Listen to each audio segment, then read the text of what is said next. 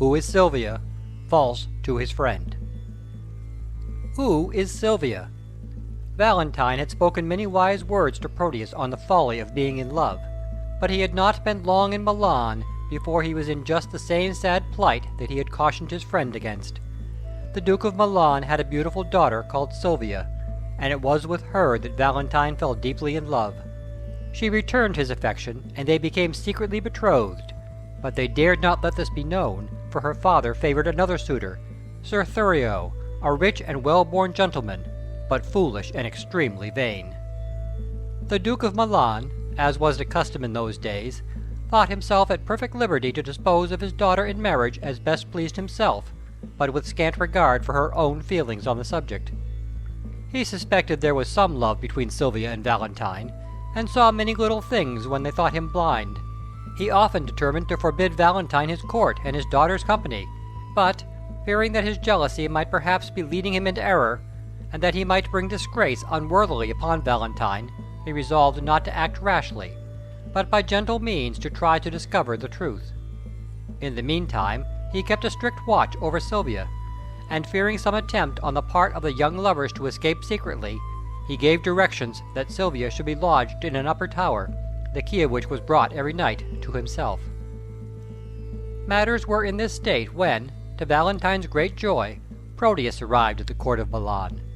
In the full warmth of his generous heart, Valentine lavished praises of his friend to the Duke of Milan and to Silvia, and for the sake of the love she bore to Valentine, Silvia gave Proteus a hearty welcome.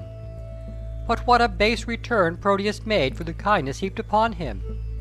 In spite of the devotion which he had professed for Julia, in spite of his lifelong friendship with Valentine, Proteus no sooner beheld Silvia than he imagined himself desperately in love with her. All thought of loyalty and honor was recklessly flung aside. He knew that he was behaving shamefully. He remembered his faithful lady in Verona. He called to mind the duty he owed his dear friend Valentine. But for the moment his weak and selfish nature carried him beyond control. He had no thought but to gratify his own desires, and he determined to throw over Julia and to win Silvia for himself at whatever cost of treachery and dishonor. The task did not seem an impossible one, for Valentine, in the full glow of his unsuspicious nature, was ready to place unbounded trust in his friend, and in this way he gave into his hands the means by which he was betrayed. He told Proteus that, unknown to the Duke, her father, Silvia and he were betrothed, nay, more, that the hour of their marriage and the method of their flight were already arranged.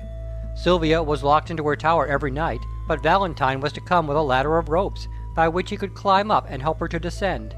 That very evening was fixed for the carrying out of their scheme, and Valentine was now on his way to procure the ladder of ropes by which the attempt was to be made.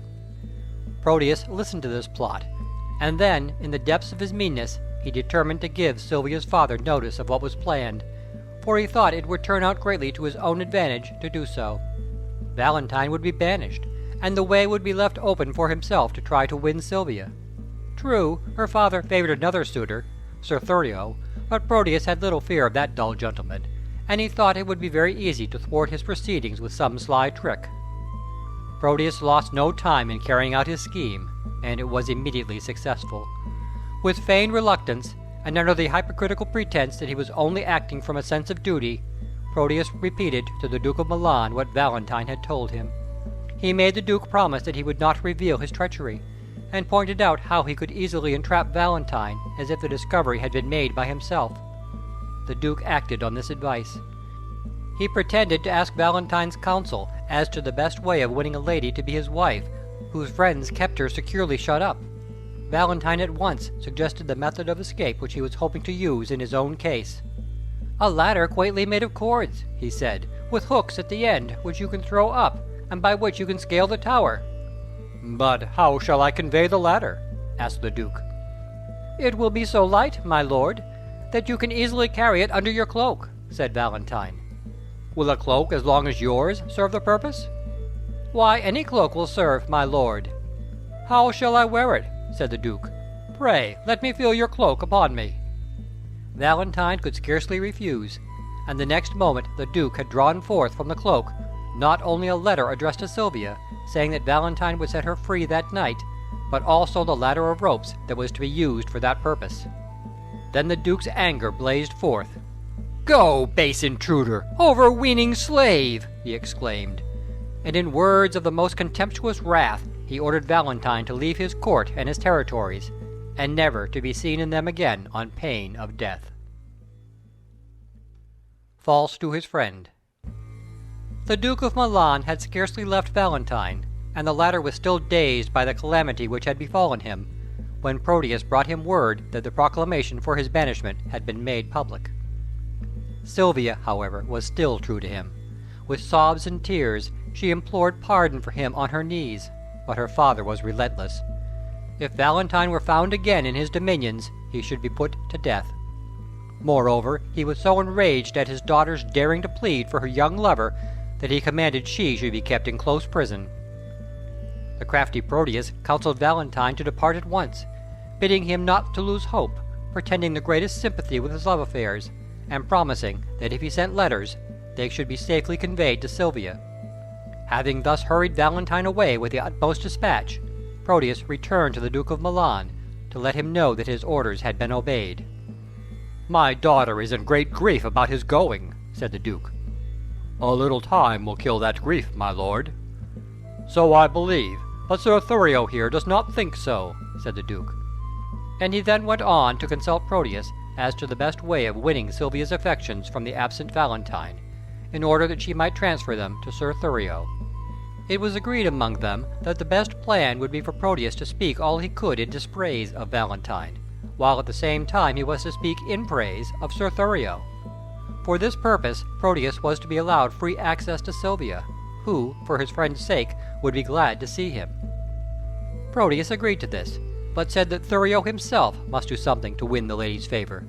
He suggested that he should try to please her with poetry and music, and that he should bring musicians and sing a serenade by night under her chamber window. Thurio said he would put the plan in practice that very night. He knew some gentlemen well skilled in music, and he had a song written that would be just suitable.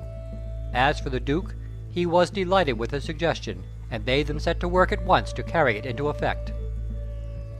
Meanwhile, in Verona, Julia was sorrowing for the absence of Proteus, and at last her longing to see him again grew so keen that she determined to follow him to Milan. Her waiting-maid, Lucetta, who had plenty of shrewd common sense, tried to persuade her not to go, but Julia would listen to no reason. "I feel as if I were dying with starvation until I see him again," she said. "If you only knew what it is to love anyone, you would know how utterly useless it is to try to argue about it in words." As a young and beautiful lady traveling alone would be likely to attract a good deal of notice, for safety's sake Julia decided to adopt the dress of a page, and she bade Lucetta procure for her all that was necessary to play the part properly. In vain Lucetta tried to warn her that perhaps Proteus would not be pleased to see her. Many men were fickle and changeable, she said. They often pretended much more affection than they really felt.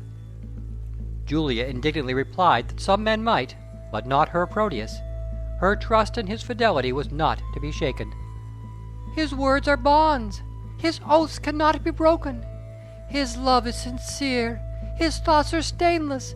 His tears are pure messengers straight from heaven. His heart is as free from fraud as heaven from earth," she cried. "Pray heavens he prove so when you come to him," said the shrewd waiting-woman. So the faithful, loving Julia set out on her journey to Milan. Alas, poor lady, she little knew what a sorry welcome was awaiting her.